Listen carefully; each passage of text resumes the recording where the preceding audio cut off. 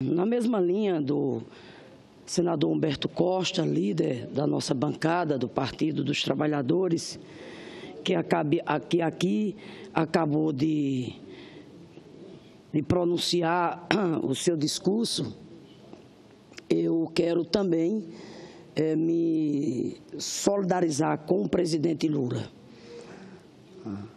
Me solidarizar com o presidente Lula, que mais uma vez na última quarta-feira foi injustiçado com o seu nome e de seus familiares envolvidos em denúncias, sem que fosse apresentada nenhuma prova contra eles.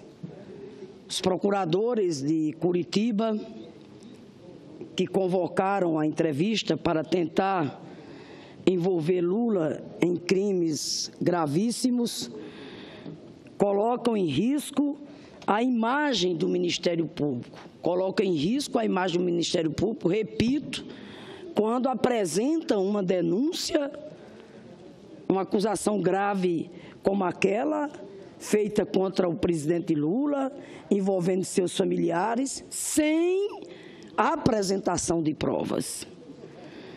E isso, senhor presidente, além de condenável, é muito triste, porque coloca em risco a imagem do Ministério Público, uma instituição a qual foi dada pela Constituição de 1988 a nobre tarefa de ser fiscal da lei, a tarefa de defensora da democracia e dos direitos sociais e individuais indisponíveis.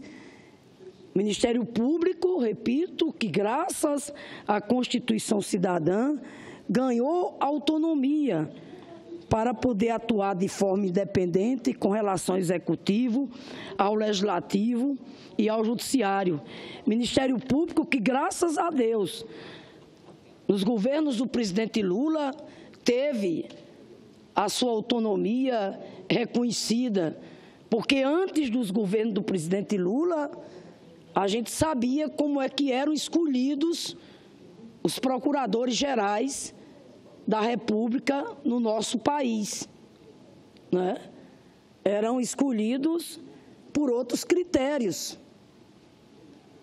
Tanto é que nós vivemos a época, que foi a época que antecedeu o governo do presidente Lula, dos engavetadores gerais da República, quando os governos tucanos não respeitavam a escolha livre, soberana dos procuradores, quando exatamente da definição da lista. Foi o presidente Lula que passou, portanto, a nomear o primeiro da lista, como assim deve ser. Mas, mais do que isso, senhor presidente, eu quero aqui colocar que, infelizmente, esses setores do Ministério Público, ao contrário, os procuradores lá de Curitiba, ao contrário do que determina a Constituição, cometem abusos em uma flagrante perseguição política, lançando mão de teses mirabolantes para acusar o presidente Lula de crimes gravíssimos, baseados única e exclusivamente em suposições, ilações, suposições de um grupo de procuradores. Trata-se, portanto, de uma manobra política para garantir a continuação do golpe que tirou do poder a presidenta Dilma. Ou seja, como se não bastasse esse país viver o trauma que esse país está vivendo, quando o mandato presidencial, legitimado pelas urnas, é cassado,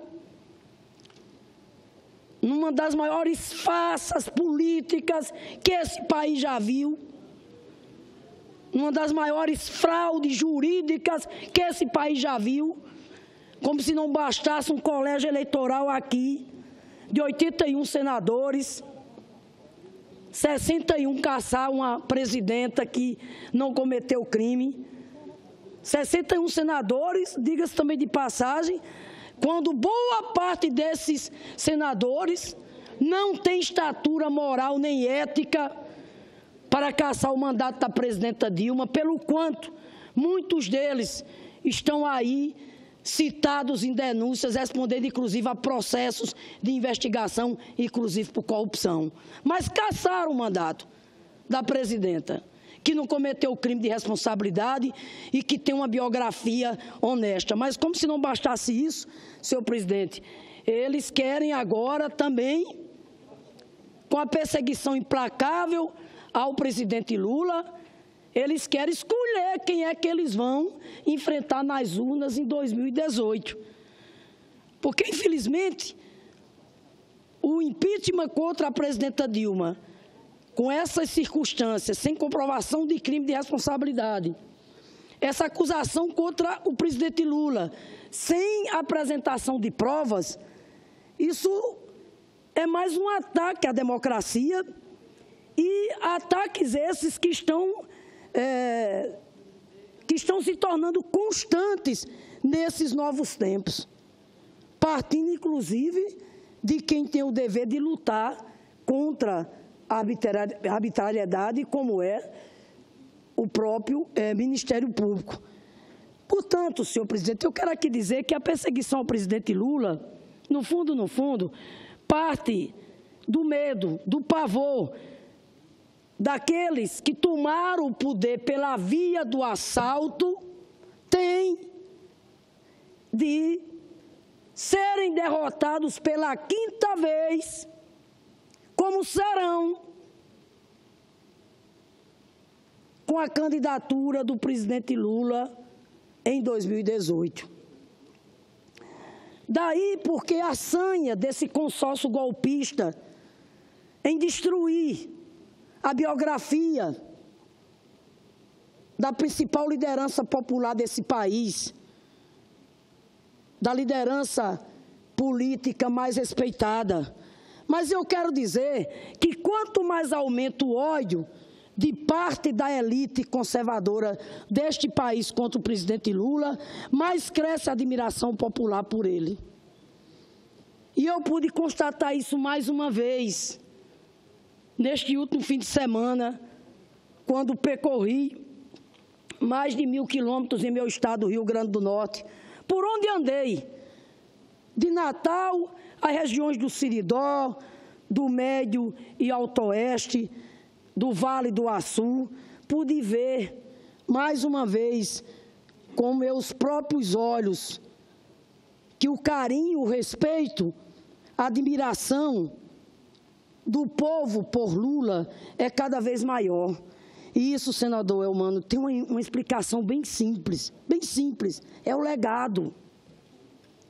É o legado dos governos do presidente Lula e da presidenta Dilma. É o legado que, por mais que eles tentem apagar, não conseguirão, porque esse legado é concreto.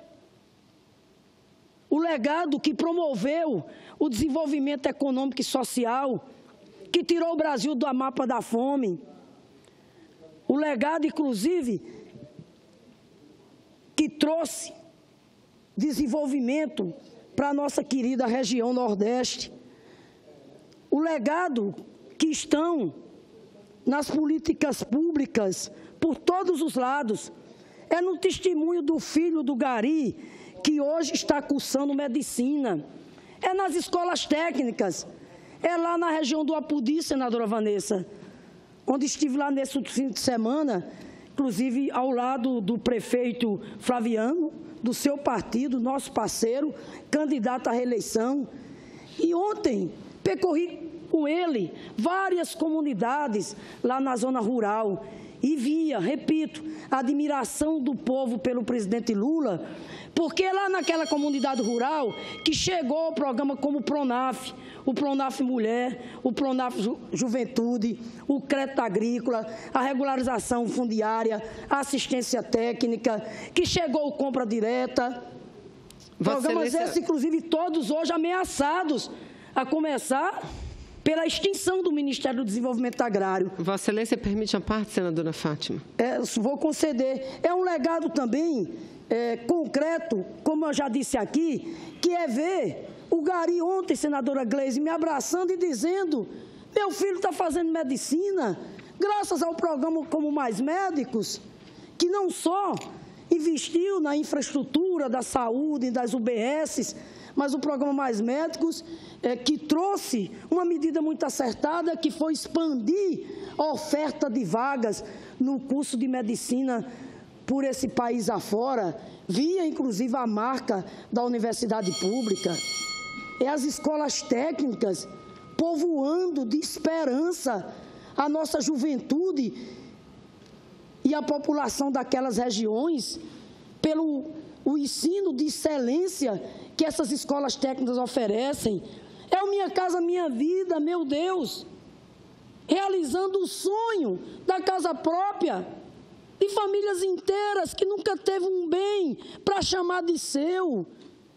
Então, trata-se desse legado, senadora Vanessa, dos governos do PT, de Lula e Dilma, que o povo reconhece porque sabe a marca da inclusão social, que é os legados dos nossos governos. Com a anuência aqui do presidente da mesa, a senadora Vanessa me pediu uma parte. Agradeço, senadora Fátima, e serei breve, apenas para cumprimentá-la, senadora. Eu também, daqui a alguns instantes, ocuparei a tribuna e falarei do mesmo assunto, porque não só o Brasil, mas o mundo ficou perplexo com o que nós todos e todas assistimos no último dia 14, terça-feira. Denúncias vazias contra o presidente Lula. Mas cumprimentá-la, senadora Fátima, porque a senhora traz o debate para onde ele deve ser trazido, porque não há outro objetivo que não seja a destruição desse projeto político, senadora.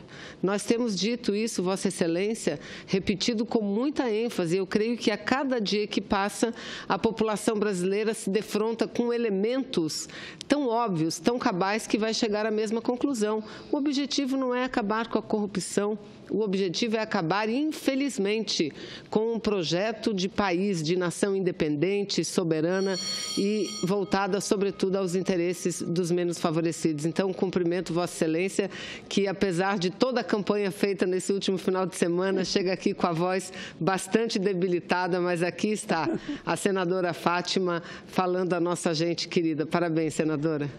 Eu agradeço. Senhor presidente, pediria só um pouquinho aí de sua generosidade. Hoje nós vamos ter bastante tempo para eu concluir aqui a minha fala. Portanto, agradeço a parte da senadora Vanessa e também concordo com ela. Que está por trás disso tudo é o medo dos poderosos de enfrentar o presidente Lula em 2018, ou seja, os nossos adversários querem escolher qual é o candidato que eles vão enfrentar em 2018, por uma razão bem objetiva, É o medo que eles têm, de serem derrotados pela quinta vez e, portanto, não terem a oportunidade de enfiar a goela abaixo esse pacote de maldades que eles estão anunciando ao país. É um pacote de maldades, sim. O conteúdo da reforma da Previdência, o conteúdo da reforma trabalhista. É um pacote de maldade, sim. A PEC 241, que tira dinheiro do social. Isso significa os pobres desse país voltarem, como era antes dos governos do PT, a ficarem abandonados à sua própria sorte. Me concede uma parte, senadora. Então, essa é que é a questão central. Eles querem destruir o presidente Lula, repito, porque eles querem, em 2018, ter o caminho pavimentado para continuarem à frente do governo e implementar esse pacote de maldades. Mas isso não vai acontecer, senhor presidente. Me concede uma parte, senadora Olha, aí Fátima depende da presidência da mesa. Eu concederei com o maior prazer. A casa hoje está tranquila. Você é muito breve. Senadora Thaídes, a senadora Eu só estou pedindo para concluir também meu discurso. Já está concluindo o seu pronunciamento, então eu vou pedir para Vossa Excelência, eu inscrevo Vossa Excelência aqui e Vossa Excelência depois, pode ser? Não, Vossa Excelência não se mundo tem as suas apartezinhas, senhor presidente. A casa está tranquila, não tem ninguém. Eu só quero fazer aqui uma pequena referência. Eu disse, inclusive, que eu nunca iria pedir uma parte à senadora Fátima Bezerra. Hoje eu queria só 1 minuto. Eu acho que Vossa Excelência, na presidência, neste momento, não me conceder 1 minuto, eu acho... Vossa Excelência seria... um absurdo. Vossa Excelência imagina... Eu também acho que a senadora deve me conceder, acredito que não mais do que 2 minutos. Eu quero só fazer um questionamento a respeito da elite e a respeito também de tirar direitos do trabalhador. Eu queria ser muito breve. Eu gostaria de ter essa parte. Então, quem me dera não dá uma parte de 1 minuto para Vossa Excelência. Eu consulto, então, a nossa oradora, senadora Fátima Bezerra, se Vossa Excelência concede 1 minuto. Sem nenhum problema, só peço a Vossa Excelência... Aí eu dou 1 minuto. Só peço a Vossa Excelência 1 minuto para Vossa Excelência, mas... Não, me conceda o tempo depois para eu terminar a minha fala. E mais 1 minuto para Vossa Excelência concluir o seu discurso, ok? Está perfeito. Obrigado, senhor presidente. Obrigado, senador. A respeito da Previdência Social, tão discutido que nós temos realmente que rever a Previdência Social aqui nesse Congresso, como também os regimes próprios de Previdência Social, como também as leis trabalhistas. Nós não vamos ter como fugir disso. E o presidente Temer deixou muito claro de que ele e nós não iremos em momento nenhum tirar direito dos aposentados e muito menos do trabalhador. Mas a questão é a seguinte: Vossa Excelência gosta de falar de elite, porque a pobreza de um lado e a elite do outro. Eu gostaria de saber o seguinte, senadora, já que a senhora não gosta da elite, por que a JBS colocou R$1 milhão na campanha de Vossa Excelência? Por que a Sucocítrico colocou R$1 milhão na conta? E a Andrade Gutierrez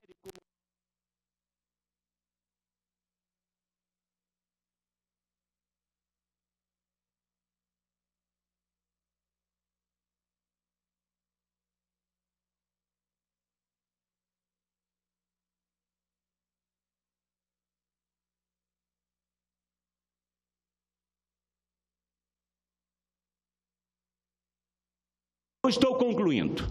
Pois bem, já que Vossa Excelência não gosta, então, e tem pavor da elite, por que a senhora foi atrás dessa elite e essa elite botou R$4 milhões na conta de Vossa Excelência? Explica isso para o povo, senador, porque a senhora sempre vai a essa tribuna e fala o que pensa e o que quer com relação à elite, sempre dizendo o seguinte: nós somos pobres, nós somos uns pobres coitados. Já deu o tempo, senhor presidente.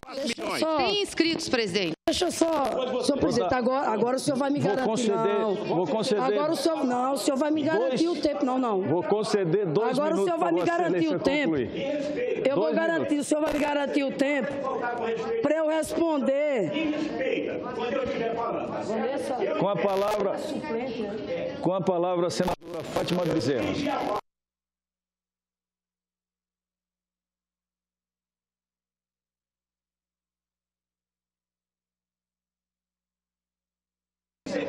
Continue. Só 1 minutinho. 1 minuto, por favor. 1 minuto, senhor presidente, por favor. Só 1 minuto. Impossível, senhor presidente.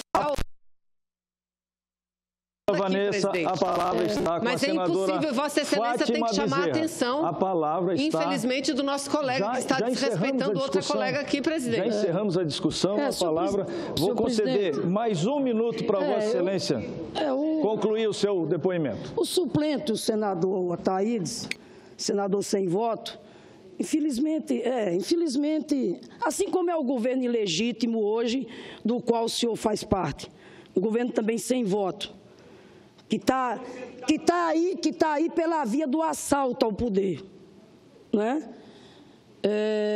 Eu quero, portanto, aqui colocar, primeiro, que eu tive a honra de ter mais de 800 mil votos do povo do Rio Grande do Norte. A minha campanha chegou ao todo a cerca de 3 milhões de reais. Minhas contas aprovadas pelo Tribunal Superior Eleitoral, as contribuições que recebi via meu partido, portanto, tudo absolutamente regularizado. Segundo, senadora Gleice, tenho muita honra mesmo de ser a primeira senadora de origem popular do Rio Grande do Norte. 50 anos. 50 anos e aqui se revezavam nessa tribuna os filhos das oligarquias ou os representantes do alto poder econômico. E pela primeira vez chega aqui como representante do povo do Rio Grande do Norte, do Senado da República, repito, uma professora de origem modesta, nordestina, portanto, a primeira senadora de origem popular do Rio Grande do Norte. Segundo, com relação à questão da elite, não venha botar na minha boca palavras que eu não disse. Eu, inclusive, não gosto de generalizar. Eu falo parte da elite. Ou, digo mais, a maior parte da elite. A elite, sim, desse país, que é tacanha, que é elitista, que é autoritária.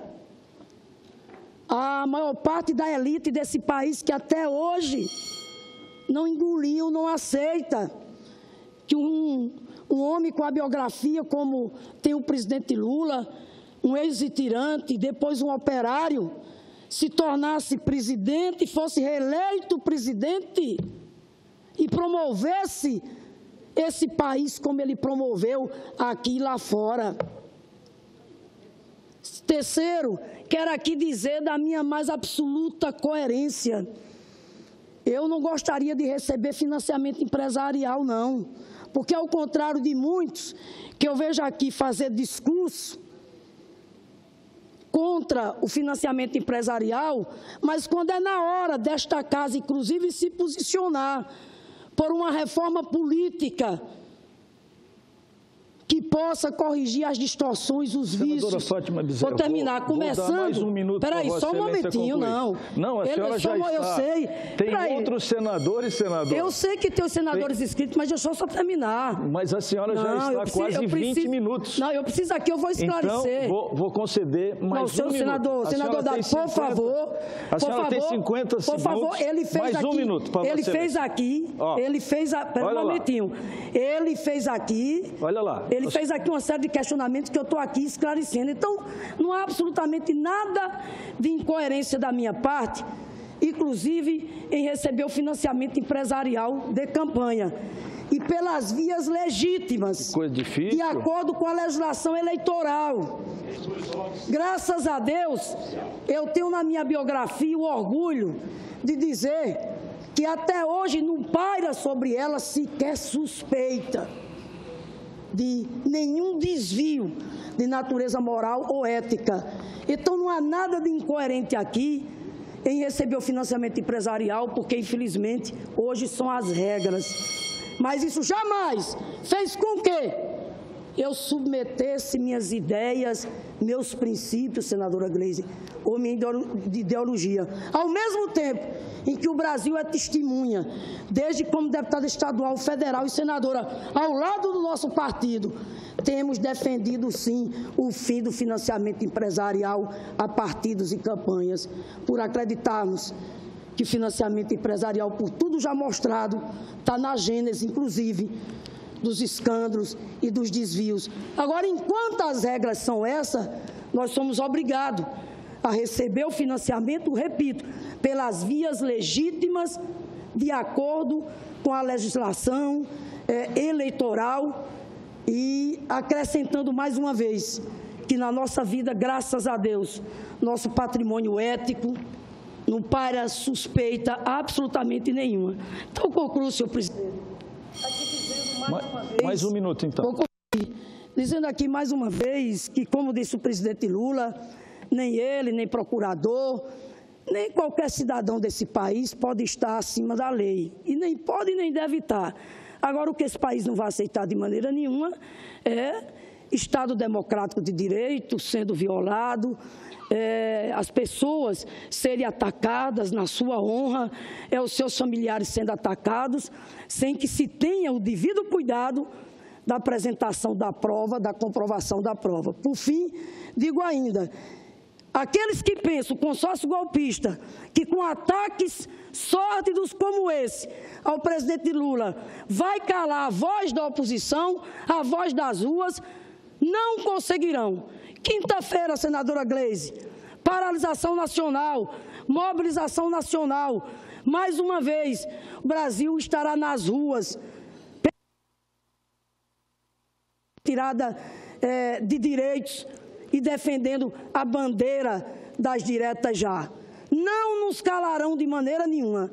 Nós estamos aqui não só para defender os direitos e as conquistas do povo brasileiro, como continuaremos aqui firmes, denunciando o caráter ilegítimo